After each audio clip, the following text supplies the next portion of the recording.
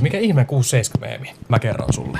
Eli koko meemi on saanut alkunsa tämmösen tubettajan kuin Cam Wilderin videosta, joka julkaistiin jo 31. maaliskuuta tätä vuotta. Ja siinä tämmönen henkilö kuin 67 Kid esiintyy ensimmäistä kertaa. Ja tältä videolta on otettu ne tunnetut pätkät. Eli tää on se ensimmäinen. Ja tää on se toinen. Mut mistä ihmeestä tulee sitten tää 67? Tää taas juonto juurensa semmosen artistin kuin Skrillan kappaleeseen Doot Doot, jossa tää 67 toistuu aivan jatkuvasti. Sitten tätä biisiä alettiin käyttää videoiden taustalla, ja esimerkiksi näillä videoilla esiintyy tämmöinen kuin Lamella Ball, joka on 6-7 pitkä. 6 feet 7 inches. Sitten on vielä tämmönen henkilö kuin TK, joka alkoi käyttää tätä 6-7 koko aika. Ja häntä ruvettiin jopa kutsumaan Mr. 6-7. Kaikista